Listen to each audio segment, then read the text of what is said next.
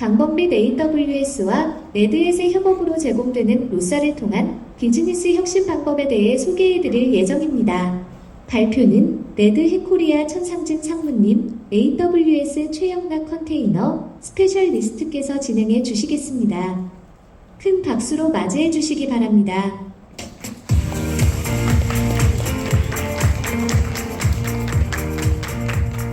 안녕하세요. 안녕하세요.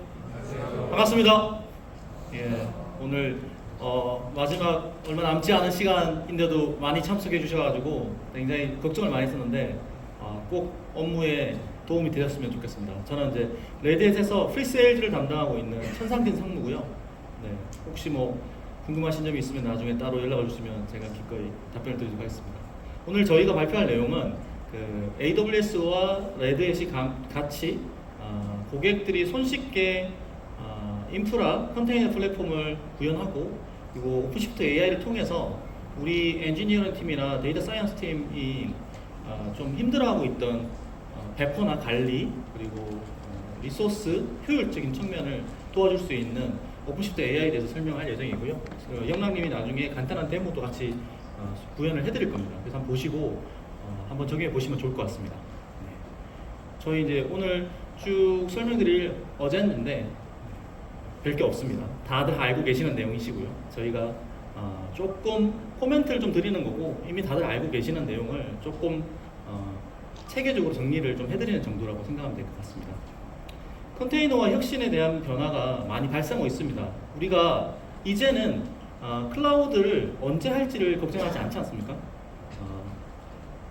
해야 될지 안 해야 될지가 아니라 언제 우리 앱을 이렇게 넘길 건지 언제까지 방을 할 건지 아니면 언제 넘어갈 건지를 이제 고민하고 있습니다. 대부분의 고객들이 내가 가지고 있는 업무가 컨테이너로 바뀔 수 있을지 앱의 모더나이제이션, 리팩토링을 할 때 얼마나 넘어갈 수 있을지를 이제 고민을 많이 하기 시작한 거죠. 어디부터 손댈지 어디는 안 가게 할지를 이제 고민하기 시작한 거죠. 대부분의 고객들이 이제 해야 된다는 알고 있죠. 네.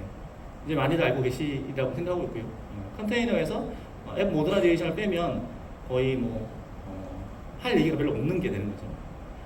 근데 이 부분에 있어서 우리가 갖는 의문점들이 좀 있는데 인프라를 그러니까 저희가 항상 저도 이제 고객을 만나면 항상 얘기 드리는 게 인프라에 대한 거를 좀 덜 고민하시라라고 얘기를 많이 드리고 있고 실제로 애플리케이션을 우리가 가지고 있는 비즈니스 로직이나 아니면 새로운 법규가 바뀌는 것 때문에 뭔가 변화를 해야 될 때 어서 빨리 우리 경쟁자보다 빨리 코드로화해서 서비스로 만들고 고객을 만나야 되는 그게 이제 내부 고객이 될 수도 있고 외부 고객이 될 수도 있는 거고 그 부분에서 고민을 많이 하고 계시는 거죠. 그리고 확장을 잘 할 수 있냐. 근데 클라우드를 쓰시는 입장에서는 확장이나 축소 그리고 효율성에 대해서는 이미 너무 잘 알려져 있기도 하고 다 알고 있는 내용이지 않습니까? 거기에 플러스 해서는 이제 보안을 얼마나 잘 유지하고 클라우드로 갔을 때 클라우드 네이티브로 갔을 때 이슈가 없을까 장애가 생기지 않을까 이런 고민을 많이 하시잖아요.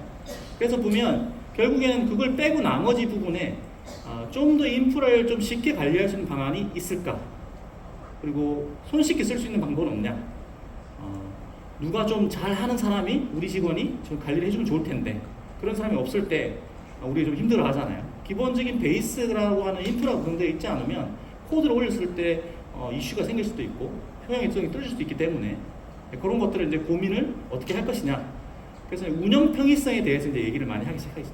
왜냐하면 결국에 클라우드를 많이 쓰는 이유 중에는 온디맨드 필요할 때 즉시 쓰는 것도 있지만 쉽게 만들고 쉽게 없애고 그리고 우리가 인프라 관리적인 측면이나 운영적인 측면이나 효율적인 측면을 좀 덜 고민할 수 있게 하는 게 없을까.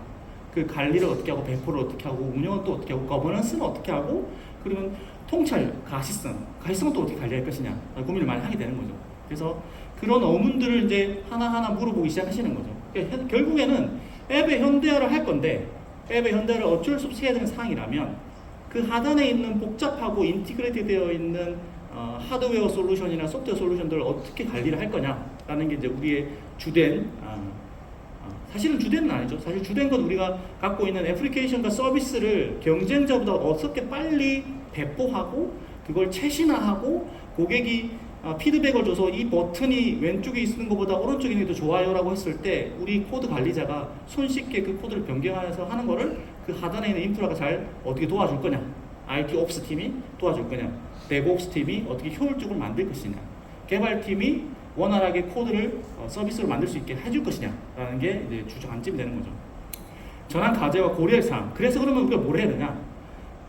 아시다시피 컨테이너는 저는 이전에 이제 IBM에 있을 때 AIX를 셀링하기도 했고요. 그다음에 또 방송국에서 일을 할 때는 방송국의 윈도우즈 서버나 이런 어플리케이션들을 서포트를 했었거든요. 뭐 통신 쪽도 하고, 그다음에 뭐 IDS나 IPS, DDoS 같은 것도 관리를 하고, 방화벽도 관리하고. 그런 것들을 전반적으로 할 때 여전히 버추얼 머신을 써야 될 수도 있고 피지컬 머신을 써야 될 수도 있습니다. 하지만 우리가 컨테이너를 바꾸는 데 있어서는 우리가 컨테이너 전환 기술도 알고 있어야 되는 거죠. 왜냐하면 우리 개발팀이 컨테이너가 있으면 좋을 수도 있고 버추얼 머신이 있으면 더 좋을 수도 있고 베어메트리도 변할 수도 있는 거잖아요. 그걸 이제 하나의 선택지로 가져가야 되는 건 이미 필수가 됐죠. 그러니까 그 기술을 정하는 건 쉽지 않다는 건 이미 알고 계시는 거죠. 그래서 그 위험 요소들을 이제 전반적인 그러면 컨테이너를 우리가 운영할 때 마치 버추얼 머신 관리하는 거나 피지컬 머신을 관리하는 것처럼 유사하게 손쉽게 쓸 수 있고 원활하게 쓸 수 있게 만들어야 된다는 거죠. 이런 부분들이 다 필요하게 된 거죠.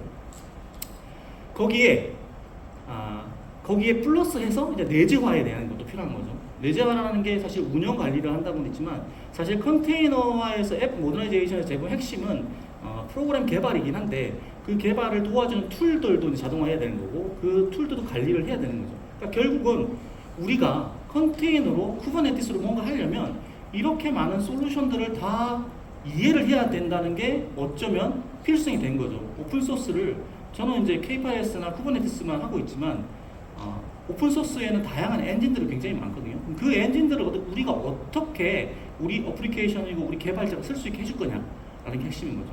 어느 회사도 자기 제품에 대해서만 설명을 하지 자기 오픈소스만 설명하지 그걸 레퍼런스 하거나 아키텍처 플랫폼 만드는 데 도와주지는 않는 거죠.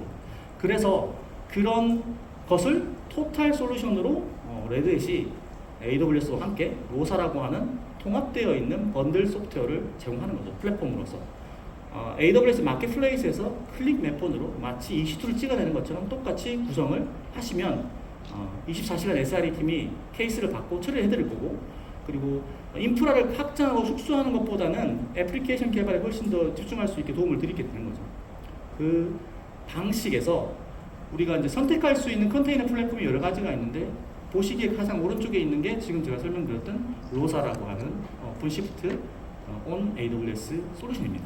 그래서 fully 서포트를 하는 거죠. 인프라스트럭처에 관해서는. 쿠버네티스에 대해서는 그 쿠버네티스 안에는 이렇게 최소한의 번들링 되어 있는 오픈소스 기반으로 되어 있는 플랫폼 관리하는 솔루션을 다 가지고 있는 거죠. 그게 로사인 거죠. 네. 그러니까 여기 보시면 서비스 메시나 아니면 뭐 EFK, 그 다음에 뭐 아르고 CD, 텍톤 이런 솔루션들을 그 클릭 한 번으로 하면서 1차적으로 이 데이 원 해야 되는 컴피레이션 전체를 다 끝낼 수 있다는 게 핵심인 거죠. 그래서 이 부분에 있어 좀 더 상세한 내용은 우리 그 영락님이 AWS 차원에서 한번 설명을 계속 진행할 예정입니다.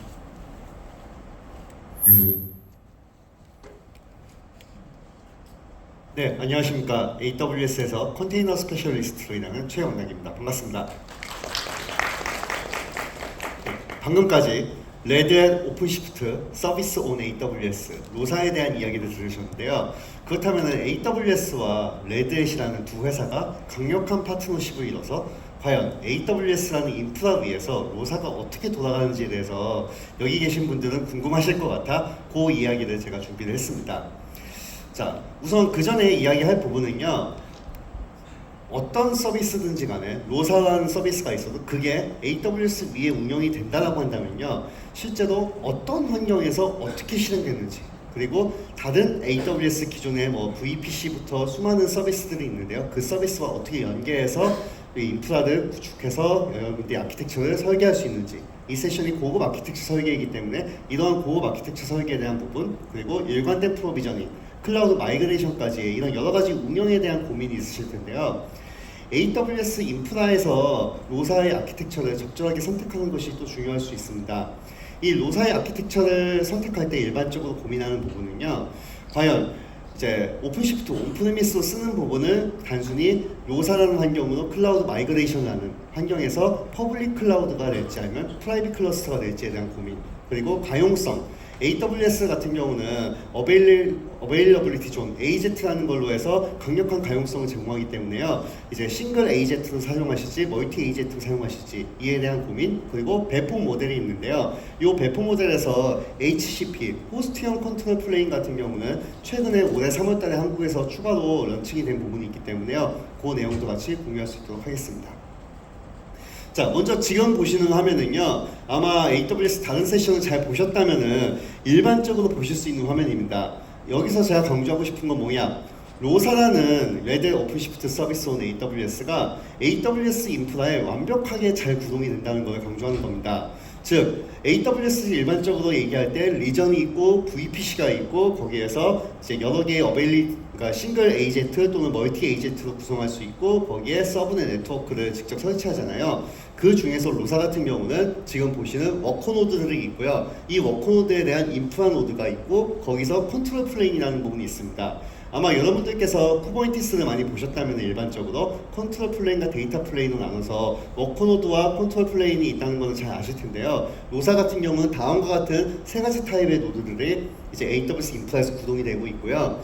AWS 인프라에서 구동이 된다는 이야기는 즉 AWS의 네트워크 인프라와 완벽하게 연동이 돼서 구현이 된다는 뜻입니다. 즉 AWS에서 잘 VPC라든가 아니면 프라이빗 링크에서 프라이빗으로 완벽하게 네트워크를 격리하면서 퍼블릭에 대한 액세스까지 가능하도록 설계를 하실 수가 있고요. 그런 부분에서 필요하다면은 AWS 트랜짓 게이트웨이까지 연동하실 수가 있죠. 자, 여기서 한 가지 특이할 만한 점은요, 오른쪽 위에 보시면은 로사에 대한 역할, 롤이 있고요. AWS의 IAM이 같이 있습니다. 즉 무슨 이야기냐? 우리가 어떤 서비스가 AWS 위에서 돌아간다는 뜻은 인증까지도 완벽하게 통합이 되어야 돼요. 즉 AWS의 IAM과 로사의 롤이 완벽하게 통합돼서 인티그레이션이 이루어지기 때문에 이러한 부분까지도 다 설계가 돼서 고려가 돼서 구현이 되었다라고 이야기할 수가 있겠습니다. 자, 또한 AWS 서비스에 안전한 액세스를 제공하는데요. 무슨 얘기냐면은 AWS에서 수많은 서비스들이 있습니다. 아마 AWS를 선택하신 여러분들께서 여러 가지 이유가 있으실 수 있는데요. 보통은 뭐 S3 같은 오브젝트 스토리지부터 AWS 제공하는 RDS부터 오로라까지 수많은, 아니면 최근에 어제 오늘 계속 강조하고 있는 생성형 AI 솔루션에 관심이 있으셔서 AWS 솔루션을 사용할 수도 있겠죠.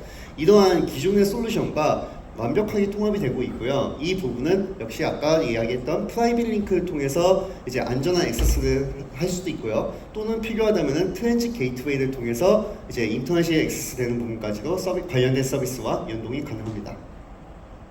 자, 그리고 보통은 이제 클라우드, 특히 이제 컨테이너와 관련되어서 가장 이제 고객분들께서 관심 있는 부분이 과연 내가 컨테이너가 잘 실행되면서 로그하고 지표를 어떻게 수집할 수 있느냐입니다. 옵저블리티죠. 이 옵저블리티에 대한 부분도요, 이제 로사 자체에서도 충분한 옵저블리티를 제공할 뿐만 아니라 오퍼레이터를 통해서 또 수많은 것들을 또 이제 여러분들이 이제 이네이블에서 사용하실 수가 있거든요.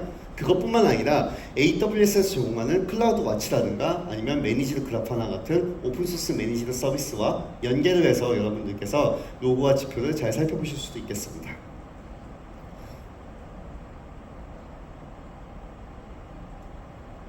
자, 또한 호스팅된 컨트롤 플레인이라는 개념을 설명하고자 하는데요. 아까 제가 설명했던 부분은 로사 클래식이라는 부분입니다. 즉 워커노드와 이제 아까 인프라 노드 그리고 컨트롤 플레인 세 가지가 나눠져 있었는데요. 여기 지금 보시면은 컨트롤 플레인이 로사 서비스 어카운트라고 하는 레드햇에서 직접 관리하는 어카운트에서 실행이 되고 있습니다. 즉 고객분들께서 클래식 같은 경우는 이 컨트롤 플레인까지 같이 실행을 하고 인스턴스에 대한 실제 EC2까지 다 부담을 하셨다면요, 이제 여기 같은 경우는 로사에서 직접 서비스 제공하는 걸로 해서 따로 관리를 하기 때문에 비용이 훨씬 저렴해진다는 얘기죠. 즉 고객분들은 실제로 비용을 부담하는 부분이 워커노드와 호스팅 컨트롤 플레인을 관리하는 비용에 대해서만 부담을 하시면 됩니다. 이렇게 직접 레드햇에서 파트너십을 맺어서 레드햇에서 직접 컨트롤 플레인을 관리하는 옵션이 이 호스팅된 컨트롤 플레인이고요. 이 옵션은 올해 3월에 서울 리전에도 런칭이 되어 있고요. 추가로 다른 리전에도 런칭이 예정되어 있습니다.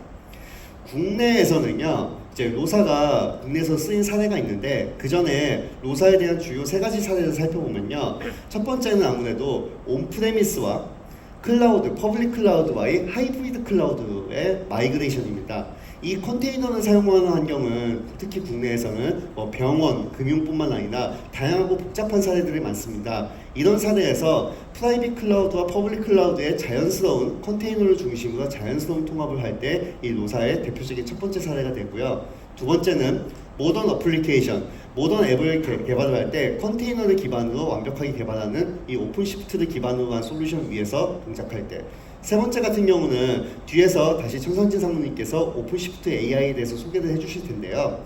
즉 특화된 워크로드인가 생성형 AI에 대한 어플리케이션을 직접 구현하실 때 모델 트레이닝부터 인퍼런스까지 구현을 하실 때요, 이러한 특화된 워크로드라든가 오픈소스 워크로드를 실행하실 때 이 세 가지 유형이 있겠습니다.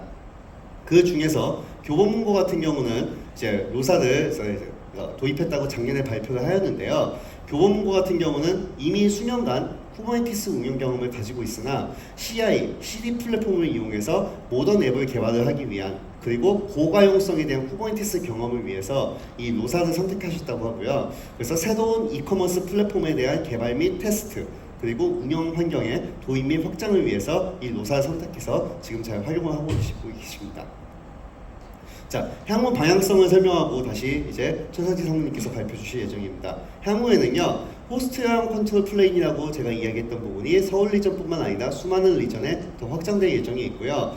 이런 특히 온프레미스 클라우드, 온프레미스에서 설치되는 컨테이너 환경 같은 경우는 인증이 중요합니다. 그래서 보다 많은 인증을 지원하고 배포 옵션도 AWS의 웨이브랭스와 같은 이제 하이브리드 옵션에서 더 많은 걸 제공하고자 하고요. 또한 EC2의 인스턴스 패밀리가 정말 다양하기 때문에 더 많은 유형의 인스턴스 패밀리 유형을 지원할 예정에 있습니다.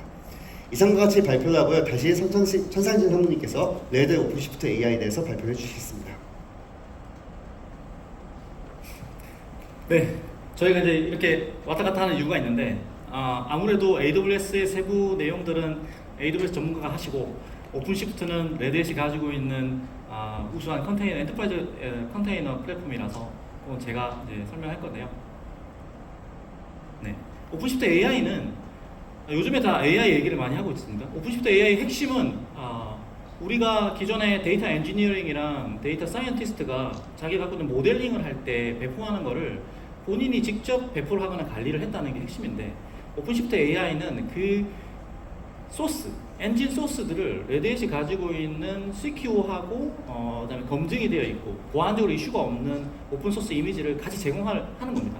그리고 그 MLOps 파이프라인, 실제로는 저희가 이제 모델링을 할 때는 MLOps 파이프라인이라는 게 원래 있습니다. 그리고 이제 우리가 보통 CI/CD를 얘기하면 이제 애플리케이션 파이프라인이 있는 거고요. 전통적으로 쿠버네티스는 CI/CD, 애플리케이션 모더나이제이션에서 애플리케이션 서비스 CI/CD를 가지고 있고, 그 중에 우리 그 만들어지는 애플리케이션이 적용하는 모델, 그래서 그 윗단에 있는 MLOps 파이프라인을 만들게 되는데, 그걸 쉽게 만들어주는 걸 도와주는 게 레드햇 오픈시프트 AI입니다. 네.